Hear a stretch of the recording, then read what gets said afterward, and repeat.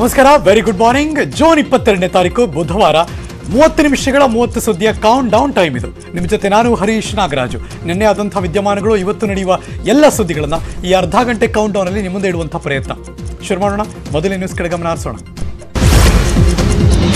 ಕುತ್ತಿಗೆಗೆ ಬಲವಾಗಿ ಪೆಟ್ಟು ಬಿತ್ತು ಗಾಯಗೊಂಡಿದ್ದಾರೆ ನಟ ದಿಗಂತ್ ಮಚಾಲೆ. ಈಗ ಅವರ ಆರೋಗ್ಯ ಚೇತರಿಕೆ ಆಗಿದೆ. ನಟ ದಿಗಂತ್ಗೆ ಮಣಿಪಾಲ್ ಆಸ್ಪತ್ರೆಯಲ್ಲಿ ಟ್ರೀಟ್ಮೆಂಟ್ ಮುಂದುವರಿತಾ ಇದೆ. ವೈದ್ಯರು ಜೀವಕ್ಕೆ ಯಾವುದೇ ಅಪಾಯ ಇಲ್ಲ ಅಂತ ಸ್ಪಷ್ಟಪಡಿಸಿದ್ದಾರೆ. ಮದುವೆ ವಾರ್ಷಿಕೋತ್ಸವದ ಅಂಗವಾಗಿ ಪತ್ನಿ ಐಂದ್ರಿತಾ ರೈ ಜೊತೆ ದಿಗಂತ್ ಗೋವಾಗೆ ಹೋಗಿದ್ರು. ಮೊನ್ನೆ ಮಧ್ಯಾಹ್ನ ವಾಗಥೋರ್ ಬೀಚ್ನಲ್ಲಿ ಸಮೋಸಾಲ್ಟ್ ಹೊಡಿಬೇಕಾದ್ರೆ ಸ್ಪೈನಲ್ ಕಾರ್ಡ್ ಟ್ವಿಸ್ಟ್ ಆಗಿ ಗಂಭೀರವಾಗಿ ಅಸ್ವಸ್ಥಗೊಂಡಿದ್ರು. ಕೂಡಲೇ ದಿಗಂತ್ ಅವರನ್ನ ಪತ್ನಿ ಐಂದ್ರಿತಾ ರೈ ಗೋವಾದ ಮಣಿಪಾಲ್ ಆಸ್ಪತ್ರೆಗೆ ದಾಖಲಿಸಿದ್ರು. ಆದರೆ ಹೆಚ್ಚಿನ ಟ್ರೀಟ್ಮೆಂಟ್ ಅಗತ್ಯತೆ ಇದ್ದುದರಿಂದ ಕೂಡಲೇ ಬೆಂಗಳೂರಿನ ಆಸ್ಪತ್ರೆಗೆ ಕರೆದೊಯ್ಕೊಂಡು ಹೋಗಿ ಅಂತ ಶಿಫಾರಸು ಮಾಡಿದ್ದಾರೆ. ಅದರ ಪ್ರಕಾರ ಬೆಂಗಳೂರಿಗೆ ಬಂದರು, ಮಣಿಪಾಲ್ ಆಸ್ಪತ್ರೆಯಲ್ಲಿ ದಾಖಲು ಮಾಡಿದ್ರು. ವೈದ್ಯ ಡಾಕ್ಟರ್ ವಿದ್ಯಾಧರ್ ನೇತೃತ್ವದ ವೈದ್ಯರ ತಂಡ ದಿಗಂತ್ ಅವರಿಗೆ ಟ್ರೀಟ್ಮೆಂಟ್ ಕೊಡ್ತಿದ್ದಾರೆ.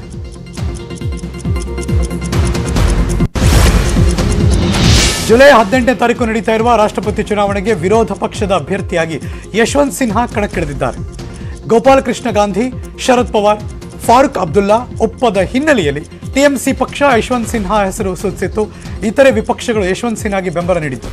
ಅಧಿಕೃತವಾಗಿ ಯಶವಂತ್ ಸಿನ್ಹಾ ಹೆಸರು ಘೋಷಿಸಲಾಗಿದೆ. ಈ ಬಗ್ಗೆ ಮಾಜಿ ಕೇಂದ್ರ ಸಚಿವ ಯಶವಂತ್ ಸಿನ್ಹಾ ಅವರು ಟ್ವೀಟ್ ಮಾಡಿದ್ದಾರೆ. ಟಿಎಂಸಿಯಲ್ಲಿ ಮಮತಾಜಿ ಅವರು ನನಗೆ ನೀಡಿದಂಥ ಗೌರವ ಮತ್ತು ಪ್ರತಿಷ್ಠೆಗೆ ನಾನು ಅವರಿಗೆ ಕೃತಜ್ಞನಾಗಿದ್ದೇನೆ. ವಿರೋಧ ಪಕ್ಷಗಳ ಏಕತೆಗಾಗಿ ಕೆಲಸ ಮಾಡೋದಕ್ಕೆ ಈಗ ಒಂದು ದೊಡ್ಡ ರಾಷ್ಟ್ರೀಯ ಉದ್ದೇಶಕ್ಕಾಗಿ ನಾನು ಪಕ್ಷದಿಂದ ದೂರ ಸರಿಯಬೇಕಾದ ಸಮಯ ಬಂದಿದೆ ಎಂದಿದ್ದಾರೆ. ರಾಷ್ಟ್ರಪತಿ ಚುನಾವಣೆಗೆ ಎನ್ಡಿಎ ಅಭ್ಯರ್ಥಿಯಾಗಿ ಬುಡಕಟ್ಟು ಸಮುದಾಯಕ್ಕೆ ಸೇರಿದ ಜಾರ್ಖಂಡ್ನ ಮಾಜಿ ರಾಜ್ಯಪಾಲೆ ದ್ರೌಪದಿ ಮುರ್ಮು ಅವರು ಘೋಷಿಸಿದ್ದಾರೆ. ನಿನ್ನೆ ಸಂಜೆ ನಡೆದಂತಹ ಬಿಜೆಪಿ ಸಂಸದೀಯ ಸಭೆಯಲ್ಲಿ ಮುರ್ಮು ಅವರ ಆಯ್ಕೆಯನ್ನು ಅಂತಿಮಗೊಳಿಸಲಾಯಿತು. ಒಡಿಶಾ ಮೂಲದ 64 ವರ್ಷದ ದ್ರೌಪದಿ ಮುರ್ಮು ಅವರು ರಾಷ್ಟ್ರಪತಿ ಹುದ್ದೆ ಅಲಂಕರಿಸಿದ್ದಲ್ಲಿ ಈ ಹುದ್ದೆಗೇರಿದ್ದ ದೇಶದ ಮೊದಲ ಬುಡಕಟ್ಟು ಮಹಿಳೆ ಅನಿಸಿಕೊಳ್ತಾರೆ. ಮುರ್ಮು ಅವರು ನವೀನ್ ಪಟ್ನಾಯಕ್ ಸಂಪುಟದಲ್ಲಿ ಸಚಿವರಾಗಿದ್ದರು. ರಾಜಕೀಯ ಜೀವನಕ್ಕೆ ಕಾಲಿರಿಸಿದ ಮುರ್ಮು ಅವರು 2 ಬಾರಿ ಶಾಸಕರಾಗಿದ್ದಾರೆ. ಜಾರ್ಖಂಡ್ ರಾಜ್ಯಪಾಲರಾಗಿದ್ದ ಅವರು 2013ರಲ್ಲಿ ಬಿಜೆಪಿಯ ಎಸ್ಟಿ ಮೋರ್ಚಾದ ರಾಷ್ಟ್ರೀಯ ಕಾರ್ಯಕಾರಿ ಸದಸ್ಯರಾಗಿದ್ದರು. ಇನ್ನು ರಾಷ್ಟ್ರಪತಿ ಚುನಾವಣೆ ಜುಲೈ 18ನೇ ತಾರೀಕು ನಡೆಯುತ್ತೆ. ಜುಲೈ 21ರಂದು ಮತ ಎಣಿಕೆ ಆಗುತ್ತೆ. ನಾಮಪತ್ರಗಳ ಪರಿಶೀಲನೆಗೆ ಜೂನ್ 30 ಮತ್ತು ಉಮೇದುವಾರಿಕೆ ಹಿಂಪಡೆಯೋದಕ್ಕೆ ಜುಲೈ 2 ಕೊನೆಯ ದಿನ ಆಗಿದೆ. ನ್ಯಾಷನಲ್ ಹೆರಾಲ್ಡ್ ಪ್ರಕರಣಕ್ಕೆ ಸಂಬಂಧಪಟ್ಟ ಹಾಗೆ ರಾಹುಲ್ ಗಾಂಧಿ ಜೂನ್ 13ರಿಂದ ನಿರಂತರವಾಗಿ ಇಡಿ ಅಧಿಕಾರಿಗಳ ವಿಚಾರಣೆಗೆ ಎದುರಿಸುತ್ತಿದ್ದಾರೆ. ಪ್ರತಿದಿನ 8ರಿಂದ 10 ಗಂಟೆ ವಿಚಾರಣೆ ಆಗ್ತಾ ಇದೆ. ನಿನ್ನೆಯೂ ಕೂಡ ಸುಮಾರು 10 ಗಂಟೆಗಳ ಕಾಲ ಇಡಿ ಅಧಿಕಾರಿಗಳು ಡ್ರಿಲ್ ಮಾಡಿದ್ರು. ಈ ಮೂಲಕ ಸತತ 5 ದಿನಗಳಲ್ಲಿ 50 ಗಂಟೆಗಳ ಕಾಲ ವಿಚಾರಣೆ ಎದುರಿಸಿದಂತಾಗಿದೆ. ಇನ್ನು ರಾಹುಲ್ ಗಾಂಧಿ ವಿಚಾರಣೆಯನ್ನು ವಿರೋಧಿಸಿ ಕಾಂಗ್ರೆಸ್ ಪ್ರತಿಭಟನೆ ಮಾಡ್ತಿದ್ದಾರೆ. ಇವತ್ತು ಕೂಡ ದೆಹಲಿಯ ಜಂತರ್ ಮಂತರ್ನಲ್ಲಿ ಶಕ್ತಿ ಪ್ರದರ್ಶನಕ್ಕೆ ಕಾಂಗ್ರೆಸ್ ಮುಂದಾಗಿದೆ. ಇವತ್ತು ಭಾರೀ ಹೋರಾಟ ನಡೆಸ್ತಾರೆ. ದೆಹಲಿಯಲ್ಲಿ ನಡೀತಿರುವಂತಹ ಪ್ರತಿಭಟನೆಯಲ್ಲಿ ರಾಜ್ಯದಿಂದ ಕೆಪಿಸಿಸಿ ಅಧ್ಯಕ್ಷ ಡಿಕೆ ಶಿವಕುಮಾರ್ ಹಾಗೂ ಮಾಜಿ ಮುಖ್ಯಮಂತ್ರಿ ವಿರೋಧ ಪಕ್ಷದ ನಾಯಕ ಸಿದ್ದರಾಮಯ್ಯನವರು ಸೇರಿದಂತೆ 250ಕ್ಕೂ ಹೆಚ್ಚು ಜನ ಭಾಗವಹಿಸುತ್ತಾರೆ. ಕೇಂದ್ರದ ಅಗ್ನಿಪಥ್ ನೇಮಕಾತಿ ಯೋಜನೆ ವಿರುದ್ಧವೂ ಕಾಂಗ್ರೆಸ್ ನಾಯಕರು ಇವತ್ತು ಹೋರಾಟ ಮಾಡ್ತಾರೆ. ಇವೆಲ್ಲ ದೇಶದಲ್ಲಿ ಒಂದು ದೊಡ್ಡ ಅಧಿಕಾರ ದುರುಪಯೋಗ ನಡೀತಾ ಇದೆ.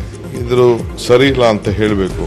ಅದಕ್ಕೆ ನಾನು ಬೇರೆಯವ್ರ ಜೊತೆ ಕೈ ಜೋಡಿಸ್ಲಿಕ್ಕೆ, ನಮ್ಮ ಪಕ್ಷದ ನಾಯಕರುಗಳ ಜೊತೆ ಕೈ ಜೋಡಿಸ್ಲಿಕ್ಕೆ, ಪಕ್ಷದ ನಾಯಕರ ಜೊತೆಲಿ ನಿಮ್ಮ ಎಲ್ಲ ಕಷ್ಟಗಳಿಗೆ ಸುಖಗಳಿಗೆ ನಾವಿದ್ದೇವೆ ಅಂತ ಹೇಳಲಿಕ್ಕೆ ನಾವು ಬಂದಿದ್ದೀವಿ. ಸಂವಿಧಾನದ ಹಕ್ಕೇನಿದೆ, ನಮ್ಮ ಹೋರಾಟದ ಹಕ್ಕು, ಪ್ರತಿಭಟನೆ ಹಕ್ಕು, ಅದನ್ನೆಲ್ಲ ಗಾಳಿಗೆ ತೂರ್ತಾ ಇದ್ದಾರೆ.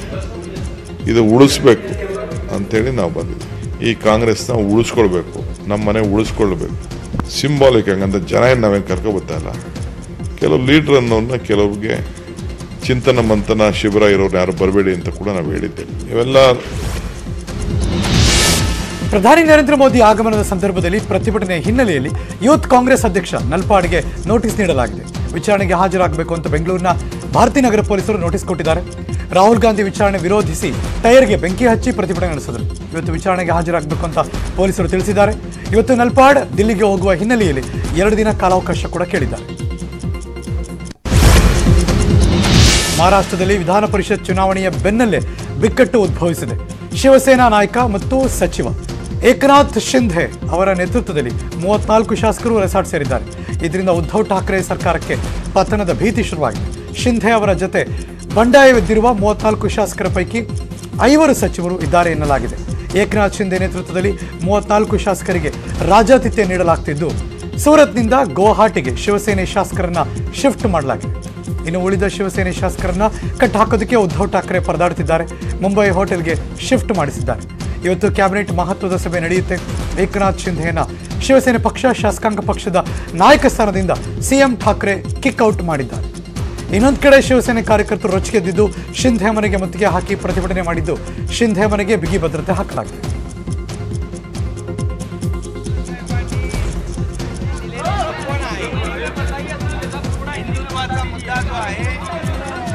या मुद्द्यावर आणि धर्मवीर आनंदीगे साहेबांची जी शिकवण आहे या शिकवणीनुसार कुठल्याही परिस्थितीमध्ये या मुद्द्यावर हिंदुत्वाच्या शिवसेनेच्या आमदारांनी फारकत घेतली नाही. सत्तेसाठी असो वा राजकारणासाठी असो हिंदुत्व जे बाळासाहेबांचं आहे हे कडवट हिंदुत्व ही भूमिका आम्ही सर्वजण पुढे घेऊन जातोय. आम्ही सर्व बाळासाहेबांचे कट्टर शिवसैनिक आहोत. आम्ही शिवसेना सोडलेली नाही, शिवसेना सोडणार नाही. पण बाळासाहेबांचे जे विचार आहेत, बाळासाहेबांची जी भूमिका आहे ती भूमिका घेऊन आम्ही पुढचं राजकारण समाजकारण करणार आहोत.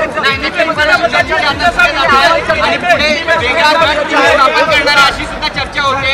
एक वेगळा गट तुम्ही आपल्या आमदारांसोबत स्थापन करणार आहेत का आणि महाराष्ट्राच्या राजकारणामध्ये एक मोठा भूकंप येईल असं म्हणताय.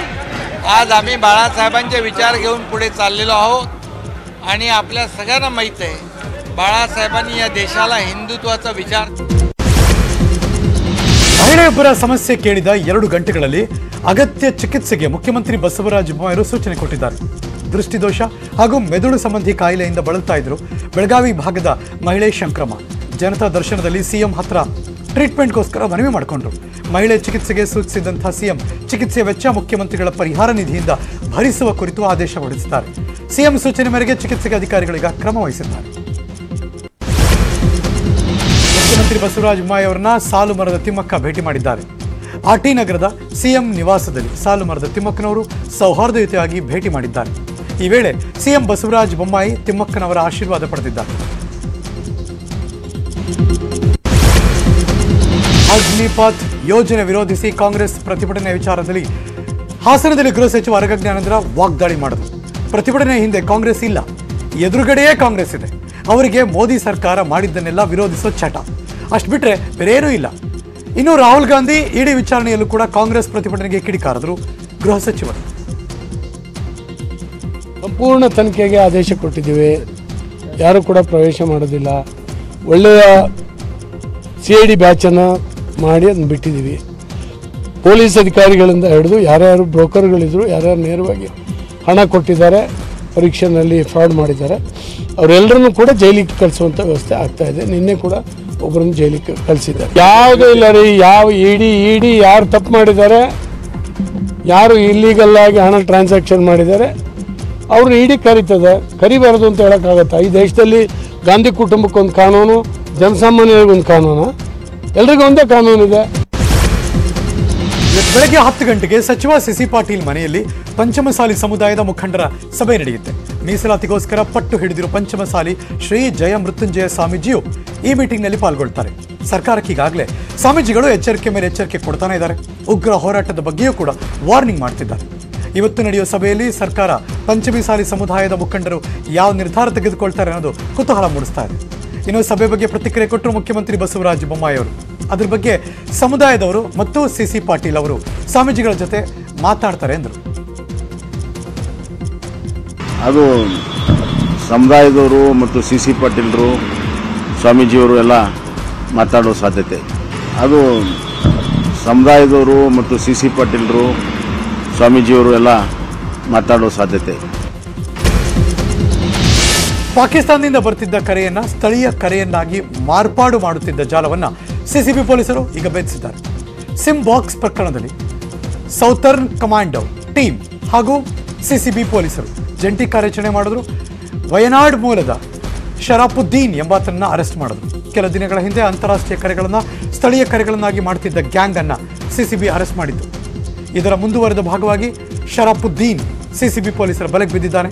ಭುವನೇಶ್ವರಿ ನಗರ, ಚಿಕ್ಕಸಂದ್ರ ಸಿದ್ದೇಶ್ವರ ಲೇಔಟ್ ಸೇರಿದಂತೆ 4 ಕಡೆ ಸಿಮ್ ಬಾಕ್ಸ್ ಇಡಲಾಗಿತ್ತು ಎನ್ನಲಾಗಿದೆ.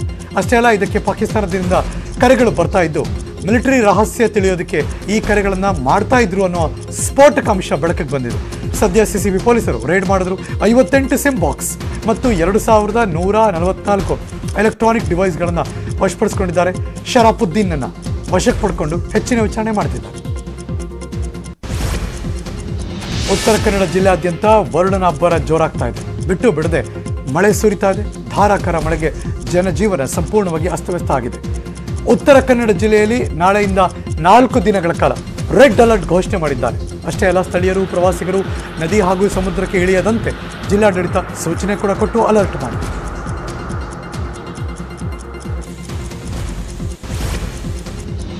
ಈಶಾನ್ಯ ಭಾರತ ಅಂದರೆ ಅಸ್ಸಾಂನಲ್ಲಿ ಭಾರೀ ಪ್ರವಾಹಕ್ಕೆ ಜನ ತತ್ತರಿಸೋಗಿದ್ದಾರೆ. ಪ್ರವಾಹದಿಂದ ಕಳೆದ 24 ಗಂಟೆಗಳಲ್ಲಿ 11 ಮಂದಿ ಸಾವನ್ನಪ್ಪಿದ್ದಾರೆ, ಹಲವಾರು ನಾಪತ್ತೆಯಾಗಿದ್ದಾರೆ.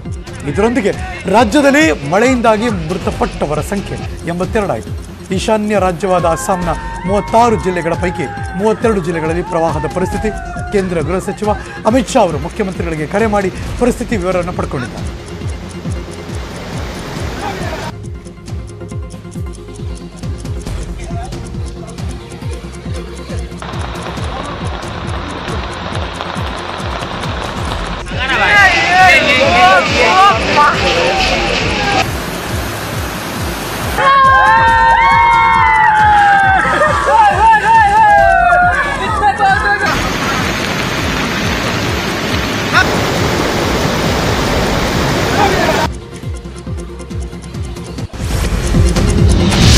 ಇನ್ನು ಕರಾವಳಿ ಪ್ರದೇಶ ಅಂದರೆ ಮಂಗಳೂರು ಭಾಗ ಆಳ ಸಮುದ್ರದಲ್ಲಿ ಹಡಗೊಂದು ಅಪಾಯಕ್ಕೆ ಸಿಕ್ಕಾಕೊಂಡಿತ್ತು. ಮಂಗಳೂರಿಂದ 5.6 ನಾಟಿಕಲ್ ಮೈಲ್ ದೂರದ ಆಳ ಸಮುದ್ರದಲ್ಲಿ ಹಡಗಿನಲ್ಲಿದ್ದ 15 ಮಂದಿಯನ್ನು ಇಂಡಿಯನ್ ಕೋಸ್ಟ್ ಗಾರ್ಡ್ ರಕ್ಷಣೆ ಮಾಡಿದ್ದಾರೆ. ಸಿರಿಯಾ ದೇಶದ MV ಪ್ರಿನ್ಸಸ್ ಮಿರಲ್ ಹೆಸರಿನ ಹಡಗು ಇದು. ಚೀನಾದಿಂದ 8,000 ಟನ್ ಸ್ಟೀಲ್ ಕೋಲ್ ಹೊತ್ತು ಸಾಕ್ತಾ ಇತ್ತು. ಹಡಗಿನಿಂದ ಅಪಾಯದಲ್ಲಿರುವ ಬಗ್ಗೆ ರೇಡಿಯೋ ಸಂದೇಶ ಬಂದ ಕೂಡಲೇ ಕಾರ್ಯಾಚರಣೆ ನಡೆಸಿದ್ರು ಕೋಸ್ಟ್ ಗಾರ್ಡ್ ಪಡೆ. 15 ಮಂದಿಯನ್ನು ರಕ್ಷಣೆ ಮಾಡಿದ್ದಾರೆ. ವಿಜಯಪುರ ನಗರದ ಹೊರಭಾಗದಲ್ಲಿ ರಾಷ್ಟ್ರೀಯ ಹೆದ್ದಾರಿ 50ರಲ್ಲಿ ಚಾಲಕನ ನಿಯಂತ್ರಣ ತಪ್ಪಿ ಡೀಸೆಲ್ ಟ್ಯಾಂಕರ್ ಪಟ್ಟಿಯಾಯಿತು. ಟ್ಯಾಂಕರ್ನಿಂದ ಸೋರ್ತಾ ಇದ್ದ ಡೀಸೆಲ್ ಅನ್ನ ಹೊತ್ತೊಯ್ಯೋದಕ್ಕೆ ಜನ ಮುಗಿಬಿದ್ರು. ವಾಟರ್ ಬಾಟಲ್ ಹಾಗೂ ಇತರೆ ವಸ್ತುಗಳಲ್ಲಿ ಡೀಸೆಲ್ ತುಂಬಿಕೊಂಡು ಹೋಗ್ತಿದ್ರು.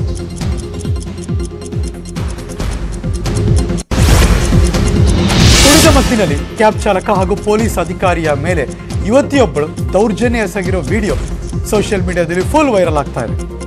ಫುಲ್ ಟೈಟ್ ಆಗಿದ್ದ ಯುವತಿ ಏಕಾಏಕಿ ಕ್ಯಾಬ್ ಚಾಲಕನನ್ನ ನಿಲ್ಲಿಸೋದಕ್ಕೆ ಶುರು ಮಾಡಿದ್ಲು.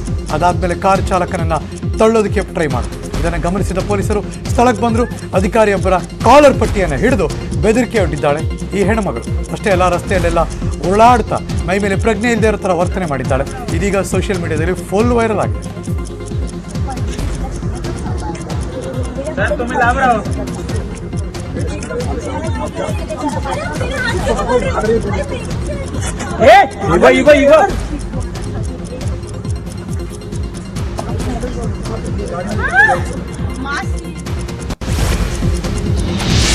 SSLC ಪೂರಕ ಪರೀಕ್ಷೆಗೆ ಹಾಜರಾಗಲಿರುವ ವಿದ್ಯಾರ್ಥಿಗಳಿಗೆ KSRTC ವತಿಯಿಂದ ಉಚಿತ ಬಸ್ ಸೌಲಭ್ಯ ಮಾಡಿದ್ದಾರೆ. ಪರೀಕ್ಷಾ ದಿನಾಂಕಗಳಂದು ಪರೀಕ್ಷೆ ಬರೆಯಲಿರುವ ವಿದ್ಯಾರ್ಥಿಗಳಿಗೆ ಮಾತ್ರ ಉಚಿತ ಸೇವೆ ನೀಡ್ತಾ ಇರೋದಾಗಿ KSRTC ಪ್ರಕಟ ಮಾಡಿದೆ. ಜೂನ್ 27ರಿಂದ ಜುಲೈ 4ನೇ ತಾರೀಕು ತನಕ SSLC ಪೂರಕ ಪರೀಕ್ಷೆ ನಡೆಯುತ್ತೆ. ನಗರ, ಹೊರವಲಯ, ಸಾಮಾನ್ಯ ಹಾಗೂ ವೇಗದೂತ ಬಸ್ಗಳಲ್ಲಿ ಹಾಲ್ ಟಿಕೆಟ್ ತೋರಿಸಿ ಉಚಿತವಾಗಿ ಪ್ರಯಾಣ ಮಾಡಬಹುದು ವಿದ್ಯಾರ್ಥಿಗಳು. ಕೋಲಾರದಲ್ಲಿ ನಡೆದ ಐತಿಹಾಸಿಕ ಯೋಗ ದಿನ ಡ್ರೋನ್ ವಿಡಿಯೋ ವೈರಲ್ ಆಗಿದೆ. ಅಂತರಗಂಗೆ ಬೆಟ್ಟದ ಗುಡ್ಡಗಳ ಮಧ್ಯೆ ಹಮ್ಮಿಕೊಂಡಿದ್ದ ವಿಶ್ವ ಯೋಗ ದಿನಾಚರಣೆ ಅಂಗವಾಗಿ ಯೋಗಾಭ್ಯಾಸದಲ್ಲಿ 15,000ಕ್ಕೂ ಅಧಿಕ ವಿದ್ಯಾರ್ಥಿಗಳು ಭಾಗಿಯಾಗಿದ್ದರು. ಬೆಟ್ಟ ಗುಡ್ಡಗಳ ಸುಂದರ ಪರಿಸರದ ಮಧ್ಯೆ ಯೋಗಾಭ್ಯಾಸದ ದೃಶ್ಯಗಳು ಡ್ರೋನ್ ಕ್ಯಾಮರಾದಲ್ಲಿ ಸೆರೆಯಾಯಿತು. ರಾಜ್ಯದಲ್ಲಿ ಮೊದಲೇ ಬಾರಿಗೆ ಪರಿಸರದ ಮಧ್ಯೆ ನಡೆದಂತಹ ಯೋಗಾಭ್ಯಾಸ ಇದು.